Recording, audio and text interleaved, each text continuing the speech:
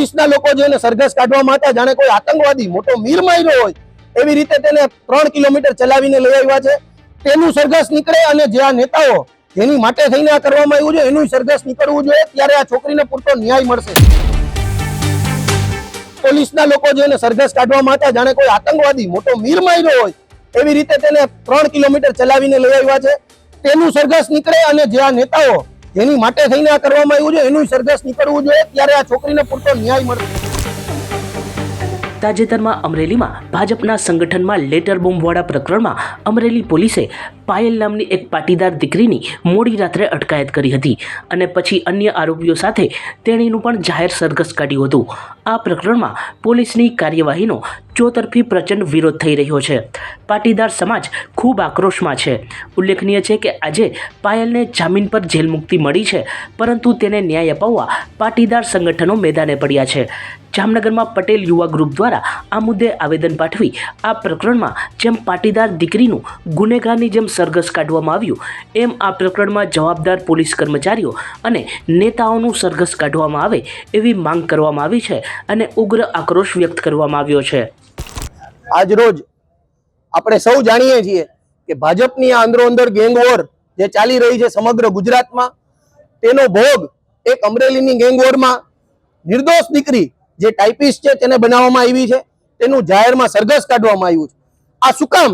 તો કે ભાજપના નેતાઓને તમે સુખામતી એના જી હજુરી કરવા માટે, એને ખુશ કરવા માટે, એનો અહમ સંતોષવા માટે થઈને રાતે દીકરીને બંધારણનો સંપૂર્ણપણે ઉલ્લંઘન કરી રાતના 11 વાગ્યા પછી રાતે દીકરીનો ઘરેથી એને અટકાયત કરવામાં આવી છે।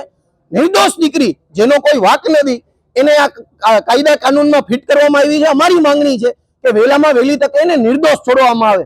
આ લોકો અત્યારે ભાજપના નેતાઓ વાત કરે છે કે અમે જામીન ઉપર છોડશું, જામીન ઉપર તો એ છૂટી જ જવાની છે, કેમ કે તેનો કોઈ વાંક નથી, તે નિર્દોષ દીકરી છે। આને ન્યાય કેવી રીતે મળે? તો જે આ પોલીસના લોકો જેને સરઘસ કાઢવામાં હતા જાણે કોઈ આતંકવાદી મોટો મીર માર્યો હોય એવી રીતે તેને 3 કિલોમીટર ચલાવીને લઈ આવ્યા છે। તેનું સરઘસ નીકળે અને જે આ નેતાઓ જેની માટે થઈને આ કરવામાં આવ્યું છે એનું સરઘસ નીકળવું જોઈએ, ત્યારે આ છોકરીને પૂરતો ન્યાય મળશે। અમારી માંગણી છે કે વહેલામાં વહેલી તકે એને છોડવામાં આવે અને આ જે કોઈ બી આમાં અધિકારીઓ હોય એની ઉપર દંડાત્મક પગલાં લેવામાં આવે, એને શિક્ષાત્મક પગલાં લઈ ભવિષ્યમાં આવું કોઈ ન થાય એવો દાખલો બેસાડવામાં આવે। અમરેલીની દીકરીને ન્યાય આપો, ન્યાય આપો, અમરેલીની દીકરીને ન્યાય આપો, ન્યાય આપો, આજ તકવી હાય હાય, આજ તકવી હાય હાય, કરો।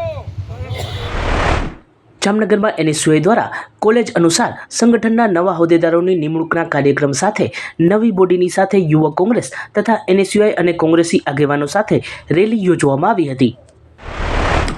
તાજેતરમાં જામનગર બાર એસોસિએશનની ચૂંટણીમાં બિનહરીફ થયેલ તથા ચૂંટાયેલા વિવિધ હોદ્દેદારોનો આજે પદગ્રહણ સમારંભ યોજાયો હતો। આ તકે સતત 1 દાયકાથી પણ વધુ સમયથી પ્રમુખ પદે સેવારત એડવોકેટ ભરતભાઈ સુવાએ મીડિયાને પ્રતિક્રિયા આપી હતી। જામનગર બાર એસોસિએશનના પ્રેસિડેન્ટ તરીકે છેલ્લા 11 વર્ષથી ફરજ બજાવું છું, ભરતભાઈ સુવા। જામનગર વકીલ મંડળની ચૂંટણી વર્ષ 2025ના હોદ્દેદારોની તારીખ 20 ડિસેમ્બરના રોજ યોજાયેલ હતી। આ ચૂંટણી સમગ્ર ગુજરાતમાં બંધારણ પ્રમાણે કે જે બાર કાઉન્સિલ ગુજરાત દ્વારા સમગ્ર ગુજરાતમાં લાગુ કરેલ છે તે મુજબ લોકશાહી ઢબે આ ચૂંટણી યોજવામાં આવે છે। આ ચૂંટણીની અંદર જે નવા હોદ્દેદારો તરીકે ચૂંટાયેલ વકીલ મિત્રો છે, જે ગયા વર્ષે મારી સાથે કામ કરી રહ્યા હતા અને ફરજ બજાવતા હતા, વકીલ મંડળમાં સેવા આપી રહ્યા હતા, તેવા પણ ઘણા બધા મોટાભાગના હોદ્દેદારો છે। આ અમારી જે ચૂંટાયેલી ટીમ છે એમાં ઉપપ્રમુખ પદ માટે ભરતસિંહ જાડેજા, સેક્રેટરી તરીકે મનોજભાઈ ઝવેરી, ટ્રેઝરર તરીકે રુચિરભાઈ રાવલ, જોઈન્ટ સેક્રેટરી તરીકે પરેશભાઈ ગણાત્રા અને લાઇબ્રેરી સેક્રેટરી તરીકે JR જાડેજા ચૂંટાયેલા છે। અને જે આ વર્ષે પહેલી વખત મહિલા પ્રતિનિધિની પોસ્ટ ગુજરાતના તમામ જિલ્લામાં આપવામાં આવેલ છે। મહિલા પ્રતિનિધિ તરીકે રાધાબેન રાવલિયા ચૂંટાયેલા છે અને 4 સિનિયર કારોબારી સભ્ય છે। એમાં ગત વર્ષે જે મારી સાથે કામ કરતા હતા એવા સિનિયર કારોબારી 4માં પૈકીના મૃગનભાઈ ઠાકર અને બીજા છે દીપકભાઈ ભાલારા, બીજા બ્રિજેશભાઈ ત્રિવેદી અને રઘુભા કંચવા।